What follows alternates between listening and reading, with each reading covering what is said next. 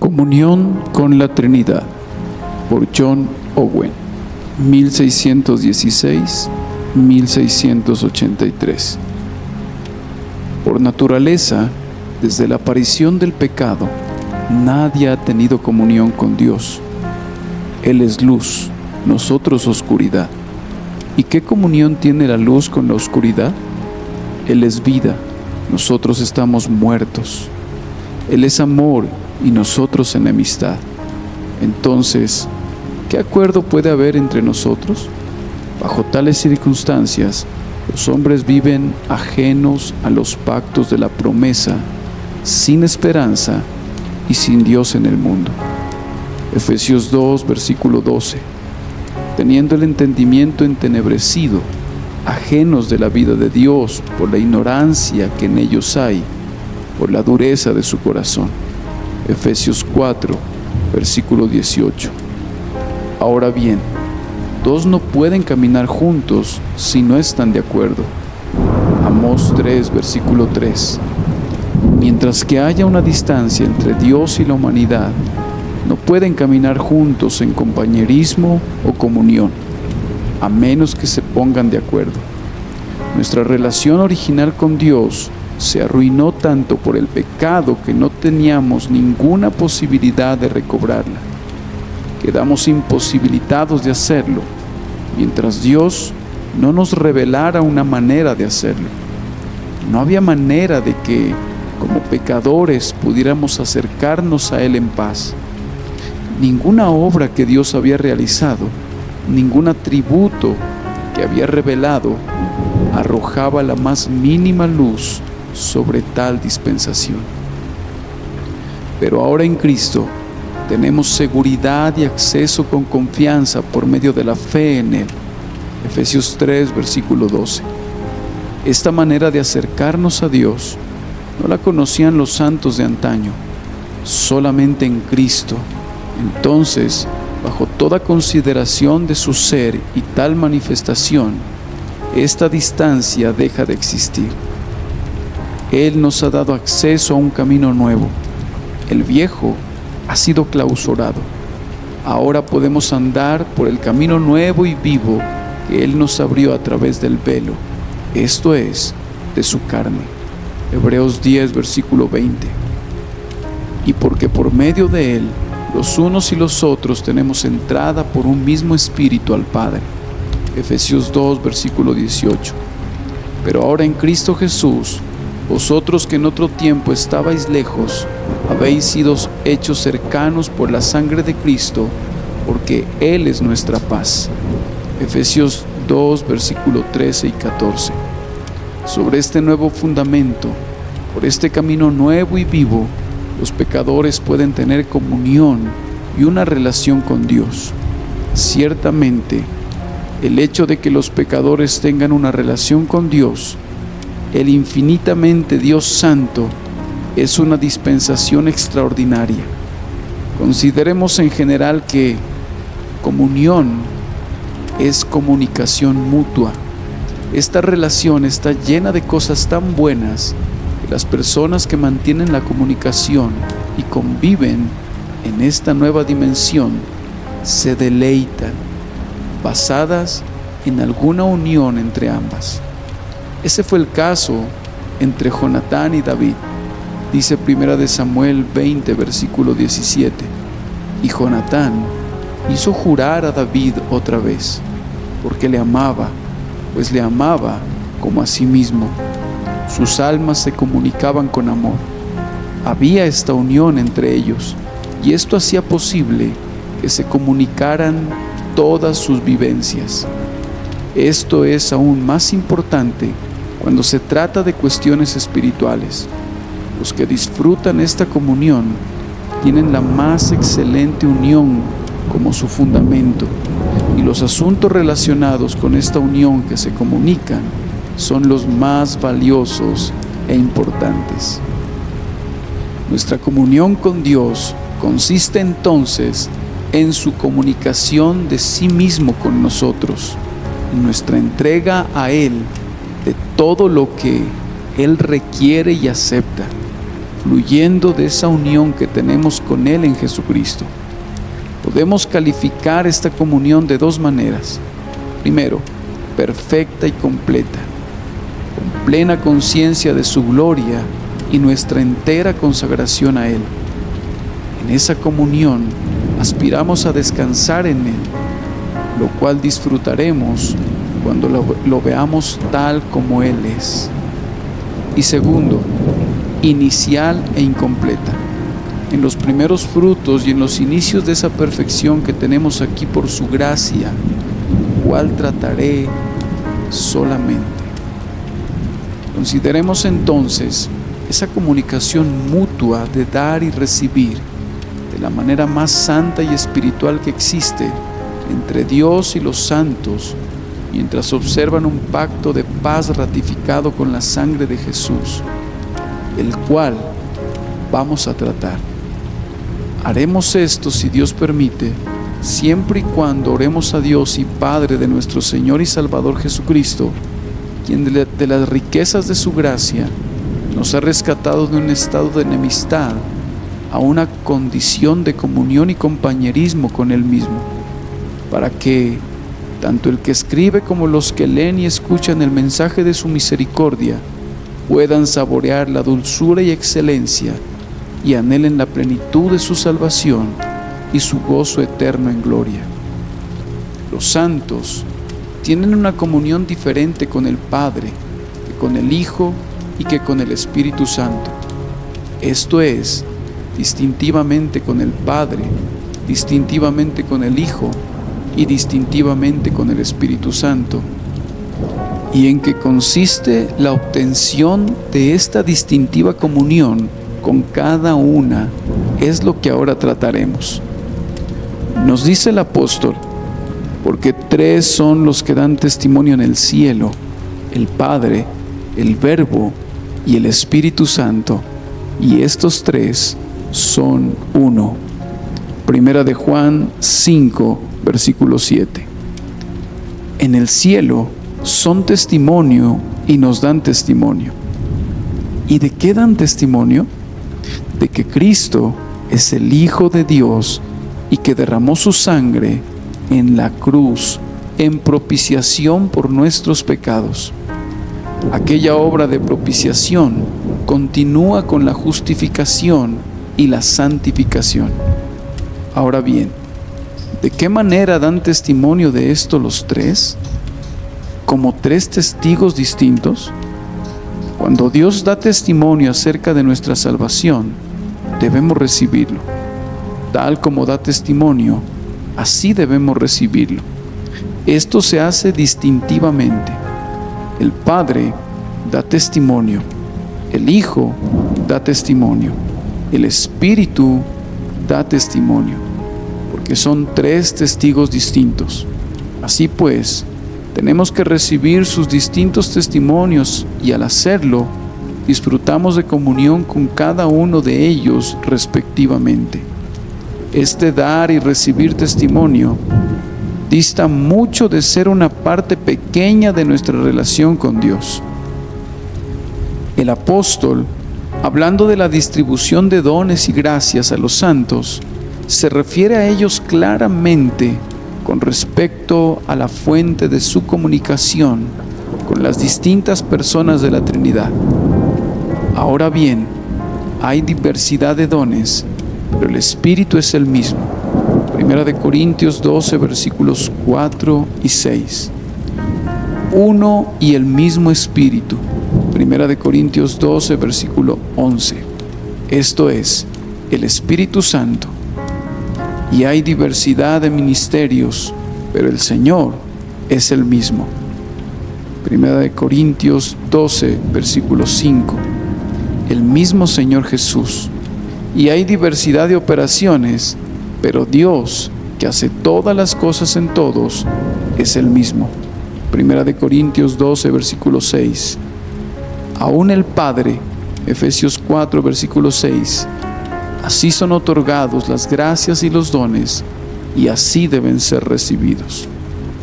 La misma distinción se observa no solamente en el fluir de la gracia de Dios y la venida del Espíritu Santo sobre nosotros, sino también en todos nuestros acercamientos a Dios, porque por medio de Él, los unos y los otros, tenemos entrada por un mismo Espíritu al Padre. Efesios 2, versículo 18. Nuestro acceso a Dios, donde tenemos comunión con Él, es a través de Cristo, en el Espíritu y hacia el Padre. Las personas aquí son consideradas como comprometidas distintivamente para el cumplimiento de la voluntad de Dios revelada en el Evangelio. A veces se menciona explícitamente solo al Padre y al Hijo, y nuestra comunión verdadera es con el Padre y con su Hijo Jesucristo. Primera de Juan 1, versículo 3. La conjunción y distingue y une a la vez. Dice Juan 14, 23. El que me ama, mi palabra guardará, y mi Padre le amará, y vendremos a Él y haremos morada con Él. Es en esta comunión donde Padre e Hijo hacen su morada en el alma. A veces se habla solamente del Hijo, como para este propósito. Fiel es Dios, por el cual fuisteis llamados a la comunión con su Hijo Jesucristo nuestro Señor. Primera de Corintios 1, versículo 9. Y si alguno oye mi voz y abre la puerta, entraré a él y cenaré con él y él conmigo. Apocalipsis 3, versículo 20. A veces se menciona solamente al Espíritu, la gracia del Señor Jesucristo, el amor de Dios y la comunión del Espíritu Santo sean con todos vosotros. Segunda de Corintios 13, versículo 14. Esta comunión distinta de los santos con el Padre, Hijo y Espíritu es muy clara en las Escrituras. Entonces, las formas y los medios por los cuales los santos que en Cristo disfrutan comunión con Dios son todas ellas acciones espirituales y santas. Y la efusión de sus almas en esas gracias y por esas formas que constituyen la adoración a Dios moral y establecida. Fe, amor, confianza, gozo, etc. Son elementos de la adoración natural y moral a Dios, por la cual aquellos que están en Él tienen comunión con Él. Ahora bien, estos componentes de la adoración son dirigidos directamente a Dios y no están ligados a formas ni medios externos, o pueden ir más allá y expresarse solemnemente en oración y alabanzas, en acorde con el medio escogido por Él. Las Escrituras adjudican todos estos distintivamente al Padre, Hijo y Espíritu. Para aclarar mejor esta afirmación, mencionaré algunas instancias particulares. Hagamos una pausa. La Biblia dice: y te bendeciré y serás de bendición. Génesis 12, versículo 2. Ayúdame a bendecir a muchas más familias. Tan solo suscríbete a este canal, deja me gusta y un pequeño comentario. De esa forma hacemos que el algoritmo de YouTube recomiende este video a más y más personas para que sean bendecidas. Gracias por hacer parte de esta gran tarea de llevar la verdad del Evangelio a muchas naciones. Continuemos. Primero, para el Padre: fe, amor, obediencia, etc.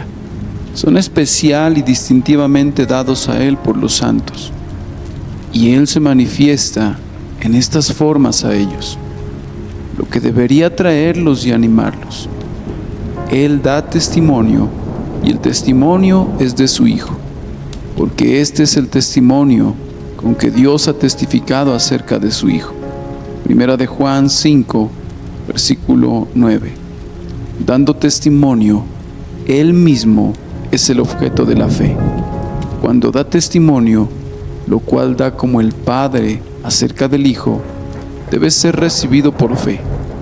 Dicen las Escrituras: el que cree en el Hijo de Dios tiene el testimonio en sí mismo. Primera de Juan 5, versículo 10.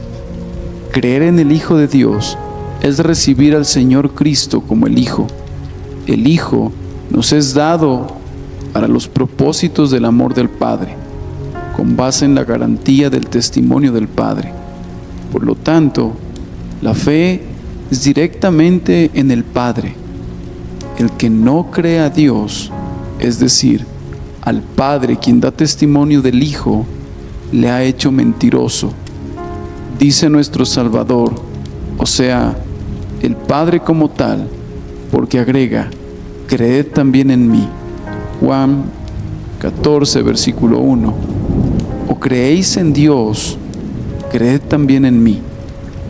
Dios como el prima veritas, sobre quien se fundamenta la autoridad y donde toda fe divina definitivamente se determina, no algo para considerar como refiriéndose a alguna persona en particular, sino esencialmente a la deidad en su totalidad. Pero en este particular, es con el testimonio y autoridad del Padre como tal, que la fe es puesta distintivamente en Él. De otra manera, el Hijo no agregaría, creed también en mí. Lo mismo dice del amor. Si alguno ama al mundo, el amor del Padre no está en él. Primera de Juan 2, versículo 15. Esto es el amor que le tenemos, no el que recibimos de él. Aquí el Padre es considerado el objeto de nuestro amor, en oposición al mundo que reclama nuestros afectos. El amor al Padre. El Padre representa la materia y el objeto, no la causa eficaz del amor que buscamos. Y este amor a Él como Padre es lo que Él llama su honra. Malaquías 1, versículo 6. Además, estas gracias usadas en oración y alabanza y durante nuestra adoración son dirigidas a Él. Y si invocáis por Padre, Primera de Pedro 1:17, por esta causa doblo mis rodillas ante el Padre de nuestro Señor Jesucristo, de quien toma nombre toda familia en los cielos y en la tierra. Efesios 3, versículos 14 y 15. Doblar la rodilla representa toda la adoración a Dios en general, tanto lo que es moral en la obediencia universal que Él requiere, como esas formas particulares de hacerlo que Él determinó. Que a mí, dice el Señor, se doblará toda rodilla y jurará toda lengua. Isaías 45, versículo 23. En los versículos 24 y 25, declara la confianza en Él para justicia y fortaleza. A veces, parece incluir la sujeción ordenada de toda la creación a su soberanía. Aquí el apóstol parece tener una idea menos amplia y es una expresión figurativa de la oración tomada de la postura corporal más expresiva para orar. Además declara cuál es su meta y a dónde van sus pensamientos al doblar la rodilla. Efesios 3, versículo 16 y 17. En el ejercicio, las obras del Espíritu de gracia en esa labor son distintivamente dirigidas al Padre como tal, como la fuente de la deidad y todas las cosas buenas en Cristo, como al Padre de nuestro Señor Jesucristo. Por lo tanto, el mismo apóstol en otro pasaje expresamente une y sin embargo claramente distingue el Padre y el Hijo dirigiendo su súplica. Mas el mismo Dios y Padre nuestro y nuestro Señor Jesucristo dirija nuestro camino a vosotros. Primera de Tesalonicenses 3, versículo 11. En la siguiente acción de gracias encontramos lo mismo. Bendito sea el Dios Padre de nuestro Señor Jesucristo. Efesios 1, versículo 3. No agregaré los muchos pasajes donde los particulares de la adoración a la divinidad total son claramente dirigidos a la persona del Padre. Segundo, también hace referencia al Hijo. ¿Creéis en Dios? Dice Cristo. creed también en mí. Juan 14, versículo 1. Creed también, ejercita tu fe en mí, fe divina, sobrenatural, esa fe por la cual crees en Dios el Padre. Jesús cree y sabe que Él es el Hijo de Dios, el Salvador del mundo. Implica que cualquiera que rechaza a nuestro Salvador se hace merecedor de las advertencias a los fariseos, porque si no crees que yo soy, en vuestros pecados moriréis. Juan 8, versículo 24. En este sentido, la fe no es directamente en el Hijo, su declaración es únicamente de que el Cristo es el Hijo, sino por el testimonio del Padre acerca de Él. Pero también hay una creencia en Él, llamada creer en el nombre del Hijo de Dios. Primera de Juan 5, versículo 13 y Juan 9, versículo 36. Sí, se enfatiza con más frecuencia que la fe, consagración y confianza distintivas en el Señor Jesucristo, el Hijo de Dios, como el Hijo de Dios. Dios, o sea el Padre, amó al mundo para que todo aquel que en Él cree, o sea, en el Hijo, no se pierda. Es indispensable creer al Hijo, quien es dado por el Padre. El que en Él cree no es condenado. El que cree en el Hijo tiene vida eterna. Juan 3, versículo 36. Esta es la obra de Dios, que creáis en el que Él ha enviado. Juan 6, versículo 29 y versículo 40. Primera de Juan 5, versículo 10. Se establecen los cimientos de todo. El que no honra al Hijo, no honra al Padre que le envió. Juan 5, versículo 23. Por amor, solo agregaré la solemne bendición apostólica. La gracia sea con todos los que aman a nuestro Señor Jesucristo con amor inalterable. Efesios 6, versículo 24. Esto es, con amor divino, el amor a la adoración divina, que es el único amor incorruptible del Señor Jesús. Además, esa fe, esperanza y amor, demostrados en obediencia y adoración, son particularmente característicos de los santos y claramente dirigidos al Hijo, como lo manifiesta la doxología, al que nos amó y nos lavó de nuestros pecados con su sangre, y nos hizo reyes y sacerdotes para Dios su Padre. A Él sea gloria e imperio por los siglos de los siglos. Amén. Apocalipsis 1, versículos 5 y 6.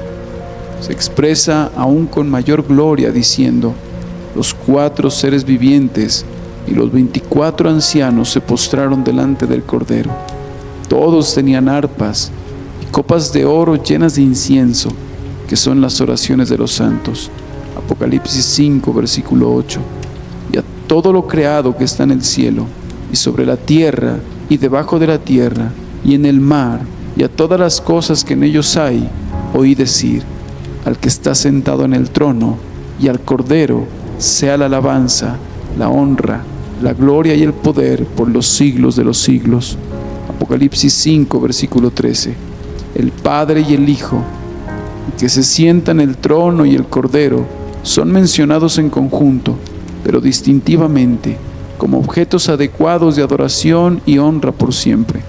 Por lo tanto, en su invocación solemne, Esteban deposita su fe y esperanza distintivamente en Él, diciendo: Señor Jesús, recibe mi espíritu, y Señor, no les tomes en cuenta este pecado. Hechos 7, versículos 59 y 60. Porque sabía que el Hijo del Hombre tenía también poder de perdonar pecados. En esta adoración al Señor Jesús, el apóstol declara el carácter discerniente, capaz de discernir de los santos. Con todos, dice, los que en cualquier lugar invocan el nombre de nuestro Señor Jesucristo, Señor de ellos y nuestro. Primera de Corintios 1, versículo 2. Esto es, con todos los santos de Dios. Una invocación generalmente resume toda la adoración a Dios. Esto entonces es lo que merece el mediador como Dios, como el Hijo, no como mediador. Tercero, también es así en referencia al Espíritu Santo de gracia. El gran pecado de la incredulidad es descrito como una oposición y resistencia al Espíritu Santo. También encontramos diferentes menciones específicas al amor del Espíritu. Romanos 15, versículo 30. Igualmente, el apóstol dirige sus súplicas a Él en esta solemne bendición. La gracia del Señor Jesucristo, el amor de Dios y la comunión del Espíritu Santo sean con todos vosotros. Segunda de Corintios 13, versículo 14. Estas bendiciones son originalmente súplicas humildes y sinceras. Él también es merecedor de toda alabanza instituida, comenzando con la de la administración del bautismo en su nombre. Mateo 28, versículo 19. Ahora bien, de las cosas que hemos dicho, este es el resumen.